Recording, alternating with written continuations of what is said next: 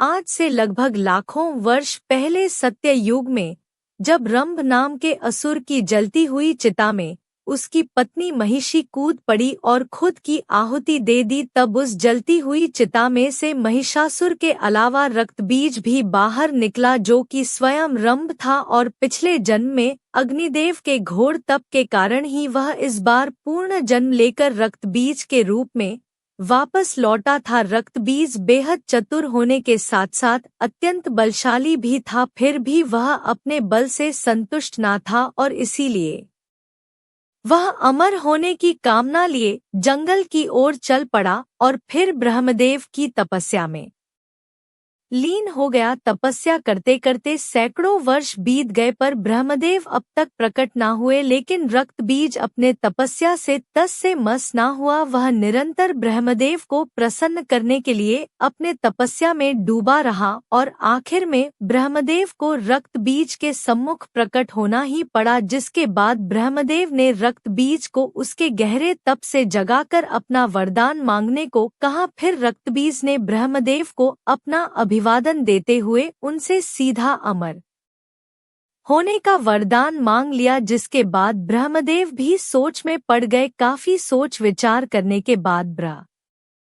ब्रह्मदेव ने रक्तबीज को अमृता का वरदान देने से मना कर दिया, परंतु उन्होंने रक्तबीज को एक ऐसा वरदान दे दिया जो कि अमृता के वरदान से बिल्कुल भी कम ना था। दरअसल इस वरदान के दौरान रक्तबीज के शरीर से निकले रक्त के हर बूंद के धरती के स्पर्श मात्र से ही और रक्तबीज पैदा होंगे और उनके भी रक्त के धरती के स्पर्श मात्र से और नए रक्तबीज पैदा होते ही रहेंगे, यानी कि रक्तबीज के पनपने की कोई सीमा ना होगी। वरदान देने के बाद ब्रह्मदेव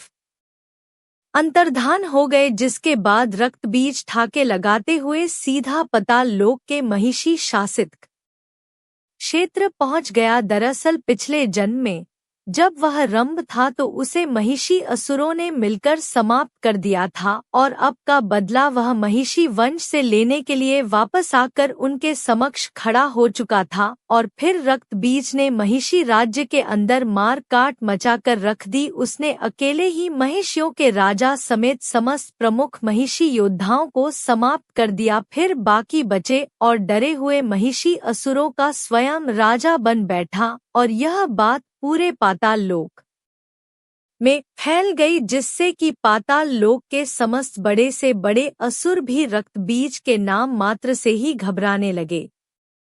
रक्तबीज पूरे पाताल लोक का शासक बन बैठा था। दिन यूं ही बीतते गए और एक दिन रक्तबीज को महिषासुर की याद आई और वह महिषासुर को ढूंढने पाताल लोक के अन्य राज्य की ओर निकल पड़ा, जहां उसे पता चला कि कई वर्ष पहले तो महिषासुर किसी 10 भुजाओं वाली विशालकाय देवी के हाथों वीरगति को प्राप्त हो चुका है। जिसके बाद यह सुनते ही रक्तबीज आग बबूला हो उठा और फिर वह देवी दुर्गा को पागलों की तरह जमीन से लेकर आसमान हर जगह ढूंढने निकल पड़ा, पर उसे देवी दुर्गा कहीं भी ना मिली। फिर रक्तबीज के तमाम बार पूछने पर कोई भी असुर या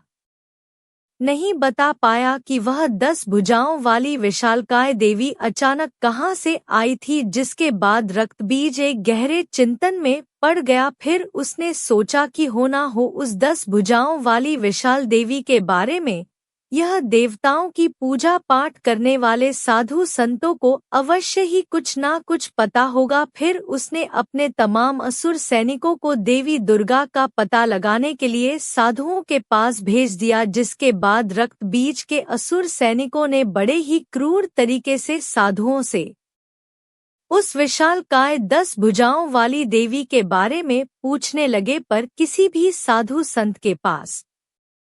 उनके सवालों का उत्तर ना था। रक्तबीज की यह जानलेवा खोज देवी दुर्गा के लिए यूं ही जारी रही और वहीं दूसरी तरफ महर्षि कश्यप और नु के 2 पुत्र शुंभ और निशुंभ नाम के 2 असुर भाई एक शांत वन में ब्रह्मदेव की तपस्या में कई वर्षों से लीन हुए बैठे थे। और फिर शुंभ और निशुंभ के सम्मुख अचानक ब्रह्मदेव का आगमन हुआ, जिसके बाद ब्रह्मदेव ने उनसे अपना इच्छित वरदान मांगने को कहा। जिसके बाद हर असुर की तरह शुंभ और निशुंभ ने भी ब्रह्मदेव से अमृता का वरदान मांग लिया, जिसके लिए ब्रह्मदेव ने उन्हें साफ साफ मना कर दिया। दरअसल शुंभ और निशुंभ दोनों भाई स्त्रियों के प्रति काफी आकर्षित थे और वे स्त्रियों को सिर्फ और सिर्फ संभोग की वस्तु मात्र ही मानते थे, और इसीलिए ब्रह्मदेव ने इन दो असुर भाइयों को लगभग महिषासुर जैसा ही वरदान दे दिया, जिसके दौरान शुंभ और निशुंभ का वध सिर्फ एक महाशक्तिशाली स्त्री के हाथों ही संभव था। और इसी बीच इंद्रदेव ने शुंभ और निशुंभ के बड़े भाई नमु को अपने निजी मतभेद के कारण मौत के घाट उतार दिया, जिसके कुछ वर्षों के बाद जब शुंभ और निशुंभ पाताल लोक अपने राज्य में वापस लौटे और अपने बड़े भाई नमु के मौत की खबर सुनी तो उनके क्रोध का ठिकाना ना रहा, जिसके बाद उन्होंने स्वर्ग लोक पर आक्रमण करने की ठान ली। फिर शुंभ और निशुंभ अपनी असुर सेना लिए स्वर्ग लोक की ओर निकल पड़े, जहाँ की इंद्रदेव समेत समस्त देवता नृत्य का आनंद उठा रहे थे। फिर अचानक स्वर्ग पर शुंभ और निशुंभ समेत तमाम असुरों का आगमन शुरू हो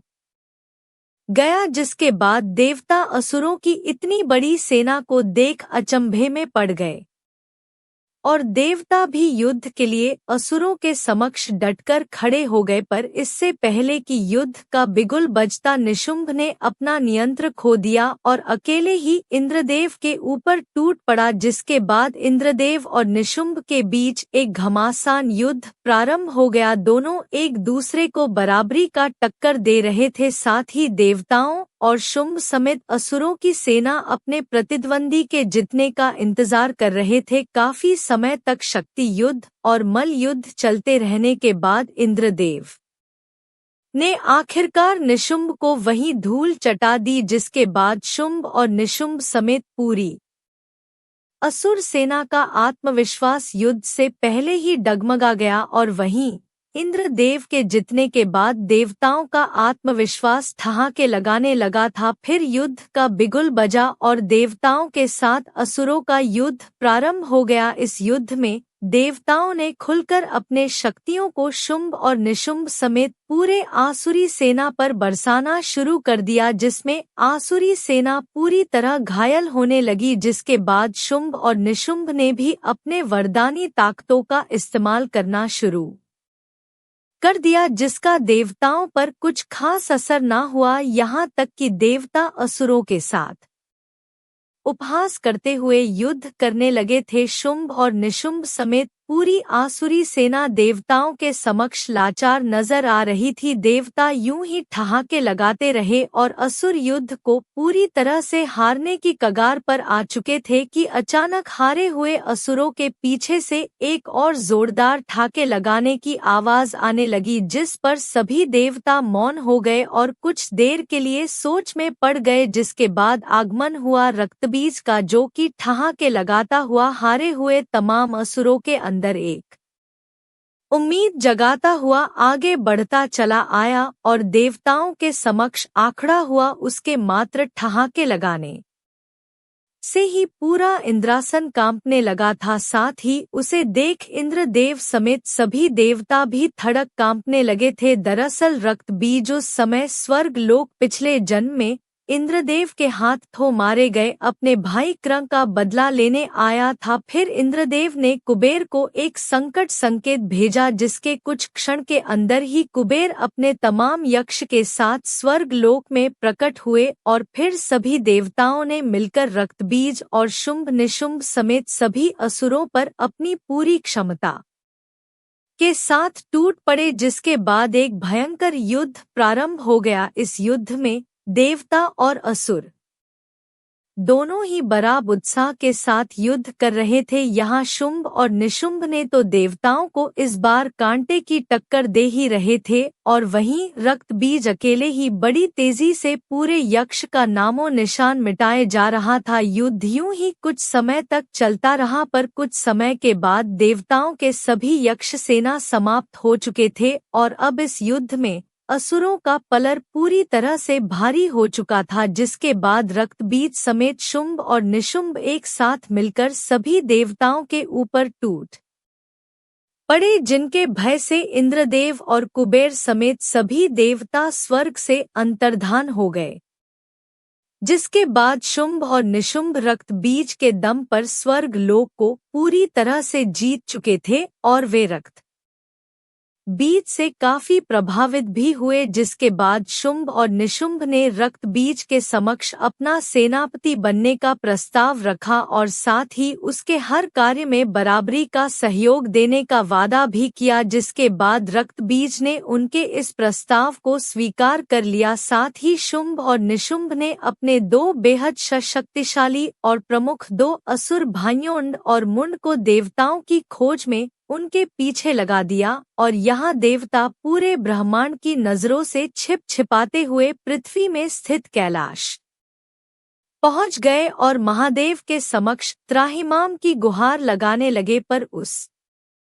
समय महादेव अपने गहरे ध्यान में लीन थे। काफी समय तक त्राहिमाम की गुहार लगाने के बावजूद भी महादेव तो अपने ध्यान में ही लीन रहे, परंतु देवी पार्वती अपने गुफा से निकलकर बाहर आई और देवी पार्वती ने देवताओं से त्राहिमाम का कारण पूछा, जिसके बाद सभी देवता उन्हें सारी बात बताने लगे कि तभी वहां देवताओं को ढूंढते हुए दोनों असुर भाई चंड और मुंड भी कैलाश पहुंच गए और चुपके से देवताओं की सारी बातें सुनने लगे कि तभी चंड और मुंड का ध्यान देवी पार्वती की ओर गया और उनकी आंखें वहीं फटी की फटी रह गई। उन्होंने आज तक इतनी सुंदर स्त्री कहीं भी देखी ना थी। उनका पूरा ध्यान देवताओं से हटकर सिर्फ देवी पार्वती की ओर केंद्रित हो गया। उनसे रहान और फिर वह कैलाश से भागते हुए स्वर्ग लोक अपने स्वामी शुंभ और निशुंभ के समक्ष जा पहुँचे और उनके समक्ष देवी पार्वती के सुंदरता की व्याख्या करने लगे। इतना सुन शुंभ और निशुंभ देवी पार्वती को स्वर्ग की रानी बनाने का ख्वाब देखने लगे, जिसके बाद उन्होंने इंड और मुंड को देवी पार्वती के समक्ष शुंभ और निशुंभ से विवाह कर स्वर्ग लोक की रानी बनने का प्रस्ताव ले जाने को कहा। साथ ही यदि देवी पार्वती उनके प्रस्ताव को ठुकरा दे तो उन्हें बलपूर्वक स्वर्ग लाने का भी जिम्मा सौंपा और इसके लिए शुंभ और निशुंभ ने कैलाश पर देवताओं की स्थिति को ध्यान में रखते हुए इंड और मुंड को लगभग 1,00,000 असुर सैनिकों के साथ कैलाश के लिए रवाना कर दिया। और यहाँ देवी पार्वती समस्त देवताओं को दोबारा से युद्ध करने की रणनीति समझा ही रही होती है कि अचानक वहाँ छंडे विराट आसुरी सेना आधमक है और शिव गणों को परास्त कर आगे बढ़ते हुए महादेव के पवित्र स्थल में आ खड़े होते हैं, जिन्हें देख देवता क्रोध से भर जाते हैं। पर देवी पार्वती तत्काल ही देवताओं को शांत करा देती हैं और फिर इंड और मुंड आगे बढ़कर देवी पार्वती के समक्ष शुंभ और निशुंभ का प्रस्ताव रखते हुए देवी पार्वती को स्वर्ग चलने की बात कहते हैं, जिस पर देवी पार्वती अत्यंत ही क्रोधित हो उठती है और इंड मुंड को अपनी विराट सेना लेकर वापस लौट जाने के लिए बोलती है। यह सुन जब मुंड देवी पार्वती को अपशब्द सुनाने लगते हैं, जिसे सुन वहां खड़े देवताओं के भी टे खड़े हो जाते हैं और देवी पार्वती अत्यंत ही क्रोधित और यह अपशब्द देवी दुर्गा भी अपने देवी लोक में बैठे बैठे सुन रही थी और प्रचंड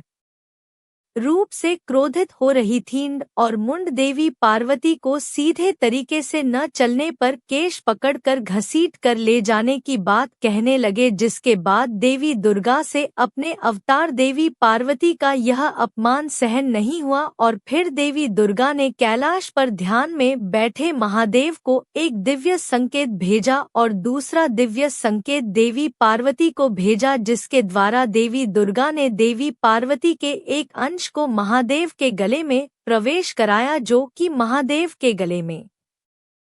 स्थित विष से भर उठा। फिर वही विष से भरा हुआ अंश वापस देवी पार्वती के अंदर आकर समाहित हो गया और यह होता हुआ सिर्फ देवी दुर्गा, देवी पार्वती और महादेव के अलावा और कोई भी ना देख या जान पाया, जिसके बाद पहले से ही अत्यंत क्रोधित देवी पार्वती के शरीर का रंग अचानक नीला पड़ने लगा, जिसके बाद देवी पार्वती के शरीर का आकार भी बदलना शुरू हो गया। फिर देवी पार्वती का कद काठी पर्वतों के समान विशालकाय बन गया। फिर देवी पार्वती के इस काली रूप को देख मुंड समेत पूरी आसुरी सेना थड़क कांपने लगी और देवता अचंभित मगर प्रसन्न हो उठे, जिसके बाद देवी काली ने एक जोरदार गर्जना भरी और उनके गर्जना मात्र से ही छंडे समस्त असुर सेना बहरे होने के साथ साथ हवा में झटके खाकर दूर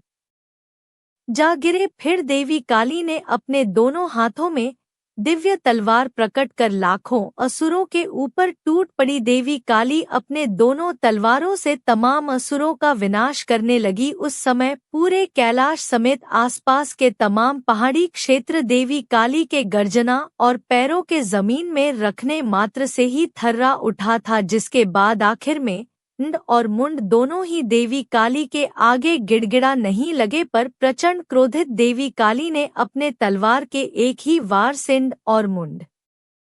का सिर धड़ से अलग कर दिया। इसी बीच कुछ बचे कूचे असुर बेहद भयभीत अवस्था में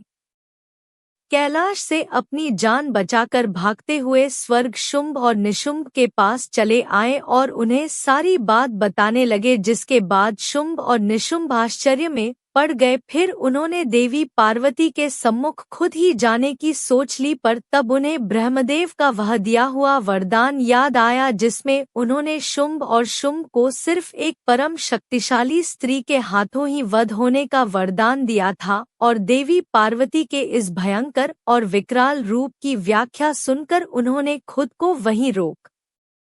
लिया। फिर शुंभ और निशुंभ को अपने मित्र और सेनापति रल्यनकारी रक्त बीज की याद आई। फिर उन्होंने सोचा कि देवी पार्वती के इस विकराल काली रूप को रक्त बीज ही काबू में ला सकता है और देवी पार्वती को अपने बल पूर्वक स्वर्ग तक ला सकता है, जिसके बाद उन्होंने रक्त बीज को याद किया। फिर कुछ क्षण के बाद रक्त बीज शुंभ और निशुंभ के सम्मुख प्रकट हुआ और उसे स्वर्ग बुलाने का कारण पूछा, जिसके बाद शुंभ और निशुंभ ने रक्त बीज को सारी बात बताई और रक्त बीज के सम्मुख प्रचंड क्रोधित देवी पार्वती को काबू में कर स्वर्ग लोक तक लेकर आने का प्रस्ताव रखा, जिसके बाद देवी पार्वती के इस भयंकर और विशाल काली रूप की व्याख्या सुनकर रक्त बीज को देवी पार्वती पर संदेह हुआ और उसने सोचा कि अब शायद उसकी वर्षों की तलाश यहीं खत्म हुई, जिसके बाद रक्त बीज ने शुंभ और निशुंभ के इस प्रस्ताव को आसानी से स्वीकार कर लिया और निकल पड़ा कैलाश की ओर। और यहाँ कैलाश में देवी काली शांत होते हुए देवी पार्वती के रूप में वापस आ ही रही होती है कि अचानक कैलाश में रक्त बीज का आगमन होता है, जिसको देख सभी देवता डर से थर्रा उठते हैं और रक्त बीज ठहाके लगाता हुआ देवी पार्वती के सम्मुख चला आता है। रक्त बीज जैसे खूंखार असुर को सामने देख देवी पार्वती का खून वापस से खौल उठता है और देवी पार्वती वापस से विशालकाय काली का रूप धारण करने लगती है। फिर रक्तबीज अपने सम्मुख इतनी बड़ी कद काठी की भयंकर वीरांगना को देख समझ जाता है कि यही है दुर्गा और यही है काली। फिर रक्तबीज भी महिषासुर के बदले की आग में जलते हुए अपने अंदर वर्षों से पल रहे क्रोध को जगा लेता है और देवी काली पे अपने भयंकर और विस्फोटक अग्नि से प्रहार कर देता है, पर देवी काली पर इसका कोई असर नहीं होता, बल्कि इसके विपरीत वे और भी प्रचंड रूप से क्रोधित हो उठती हैं और रक्तबीज के चेहरे पर अपने तेज धार नाखूनों से प्रहार कर उसका चेहरा नोच लेती है। पर रक्तबीज के चेहरे से रक्त की बूंदें निकलकर जैसे ही धरती को स्पर्श करती है, उसके रक्त के हर बूंदों के धरती के स्पर्श मात्र से ही और नए रक्तबीज उत्पन्न होने लगते हैं। और यह देख सभी देवता आश्चर्य से भर उठते हैं और देवी काली गुस्से में आग बबूला होते हुए अपने दोनों हाथों में दिव्य तलवार प्रकट कर तमाम रूप से उत्पन्न हुए रक्त बीज पर अंधाधुंध प्रहार कर उनके सिर को धड़ से अलग करने लगती है, परंतु रक्त बीज मरने की जगह और भी अधिक और अनगिनत संख्या में उत्पन्न होने लगता है। फिर देवी काली ने अपने और 2 भुजाओं को प्रकट कर अपने 4 भुजाओं से भी अधिक मात्रा में उत्पन्न हो चुके रक्त बीजों को समाप्त करने लगी। देवी काली यूं ही रक्त बीज को समाप्त करती जाती और रक्त बीज यूं ही पहले से अधिक संख्या में उत्पन्न होता जाता। काफी समय तक इस युद्ध के चलने के बावजूद भी अब तक युद्ध का कोई भी परिणाम सामने नहीं आया था और यह युद्ध काफी लंबा खींचता ही चला गया। युद्ध को शुरू हुए काफी दिन बीत चुके थे और यहाँ अति क्रोधित हो चुकी देवी काली के तमाम प्रहार करने के कारण रक्त बीज अपनी संख्या लाखों में कर चुका था। रक्त बीज को इतने विशाल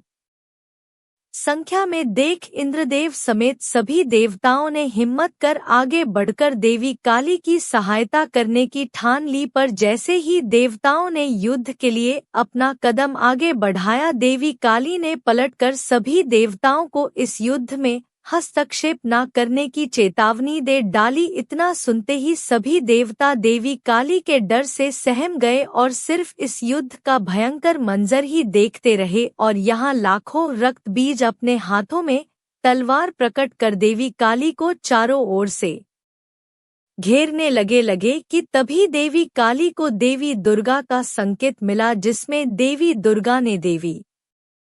काली को रक्त बीज पर हमला न करने की सलाह दी और तमाम रक्त बीज को एक साथ में समाप्त करने का उपाय सुझाया। जिसके बाद लाखों रक्त बीज ने मिलकर एक साथ देवी काली पर अपने तेजधार तलवार से हमला कर दिया और देवी काली अपने तलवार से तमाम रक्त बीजों के हर वार को रोकती रही। फिर इतने प्रहार के बीच देवी काली जोरदार गर्जना करती हुई अपना आकार और भी विशालकाय बनाती गई और यह गर्जना इतना तेज और प्रभावी था कि इसके झटके से तमाम रक्त बीज असंतुलित होकर हवा में यहाँ वहाँ जाकर गिरने लगे। जिसके बाद देवी काली ने अपना रूप महाविशाल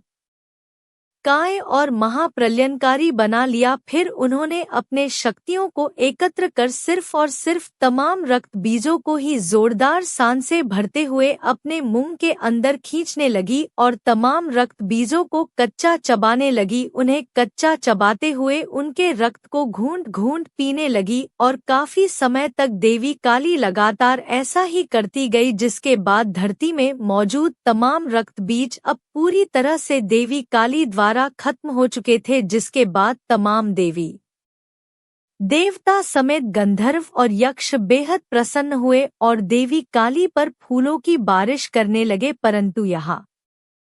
काफी समय बीत जाने के बावजूद भी देवी काली का क्रोध अब तक शांत न हुआ था और यह देख सभी देवताओं की चिंता और भी बढ़ने लगी। दरअसल तमाम रक्त बीजों को कच्चा चबा जाने के बाद उसके रक्त के दुष्प्रभाव से देवी काली ने खुद पर अपना संतुलन खो दिया था और अपने तीव्र क्रोध से पूरी धरती को तबाह करने की आग उनके अंदर भड़क चुकी थी। जिसके बाद अति तीव्र क्रोधित देवी काली असंतुलित होकर पूरी धरती को तबाह करने की ओर चल पड़ी। फिर इंद्रदेव समेत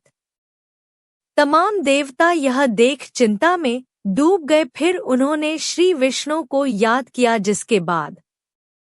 कैलाश में श्री विष्णु का आगमन हुआ और तमाम देवता श्री विष्णु से देवी काली को रोकने की गुहार लगाने लगे, जिसे कि श्री विष्णु अपने लिए नामुमकिन कार्य बताते हुए महादेव के लिए एक मुमकिन कार्य बताया और श्री विष्णु समेत सभी देवताओं ने महादेव को अत्यंत ही गहरे ध्यान से जगाने के लिए प्रार्थना करने लगे। जिसके बाद महादेव ने अपनी आंखें खोलते हुए श्री विष्णु को नमन किया और अपनी आंखों से तबाही से बिखरे पड़े कैलाश को देखा। फिर सभी देवताओं ने महादेव को सारी बात बताई, जिसके बाद महादेव की नज़र काफी दूर तक पहुंच चुकी। विशालकाय देवी काली पर गया। फिर महादेव अपने स्थान से अंतर्धान होकर अपना आकार बदलकर सीधे चले आ रही देवी काली के मार्ग पर लेट गए, जिसके बाद प्रचंड क्रोधित अवस्था में चलते चलते अचानक देवी काली का पाँव मार्ग पर लेटे हुए महादेव के छाती के ऊपर पड़ गया। फिर जैसे ही देवी काली की नजर पाँव के नीचे दबे महादेव पर पड़ी, वैसे ही उनका सारा क्रोध शांत हो गया और साथ ही उन्हें अपनी भूल का आभास भी, जिसके बाद देवी काली अचानक सामान्य आकार में आती हुई देवी पार्वती का रूप लेने लगी। फिर मूर्छित होकर धरती पर गिरने लगी कि अचानक महादेव ने देवी पार्वती को थाम लिया और उन्हें उठाकर अपने स्थान पर लेकर आए। देवी पार्वती को मूर्छित अवस्था में देख तमाम देवी देवता समेत शिवगण चिंतित हो उठे। फिर महादेव देवी पार्वती को चेतना में वापस लेकर आए और यह देख सभी देवी देवता समेत पूरा कैलाश खुशी के मारे झूम उठा। पर काली अवतार धारण करने के कारण देवी पार्वती का रंग रूप काला पड़ चुका था, जिससे कि देवी पार्वती परेशान रहने लगी थी। फिर महादेव ने देवी पार्वती को ब्रह्मदेव की तपस्या करने की सलाह दी, जिसके बाद देवी पार्वती कैलाश के शिव स्थान से काफी दूर जाकर किसी और पर्वत की चोटी पर बैठकर ब्रह्मदेव की तपस्या में लीन हो गई। देवी पार्वती कुछ वर्षों तक यूं ही ब्रह्मदेव की तपस्या में लीन रही। फिर एक दिन ब्रह्मदेव देवी पार्वती के सम्मुख प्रकट हुए और उनसे अपना वरदान मांगने को कहने लगे, जिसके बाद देवी पार्वती ने ब्रह्मदेव से अपना रंग रूप वापस दिलाने को कहने लगी, जिसके बाद ब्रह्मदेव ने अपने तंत्र से काली अवतार के दौरान देवी दुर्गा की शक्ति के साथ शिव के विष के आपस में समाहित होकर उत्पन्न हुए ऊर्जा को देवी पार्वती के शरीर से अलग कर दिया, जिसके फल स्वरूप देवी पार्वती का रंग रूप पहले जैसा ही हो गया। फिर देवी पार्वती अत्यंत ही प्रसन्न हुई। फिर देवी पार्वती के शरीर से निकली हुई वह अत्यंत ताकतवर ऊर्जा एक बड़े कद काठी की बेहद खूबसूरत वीरांगना में तब्दील हो उठी, जिसकी दिव्यता और चमक देख देवी पार्वती और ब्रह्मदेव अत्यंत ही प्रसन्नता से भर उठे और उन्हें एक नया भव्य नाम देवी कौशिकी दिया। साथ ही ब्रह्मदेव ने देवी कौशिकी को इसी चोटी में शुंभ और निशुंभ नामक 2 असुर भाइयों के आने तक ध्यान मग्न रहने की आज्ञा दी, क्योंकि ब्रह्मदेव ने देख लिया था आने वाला कल। उसकी बात क्या हुआ जानेंगे दूसरी वीडियो में।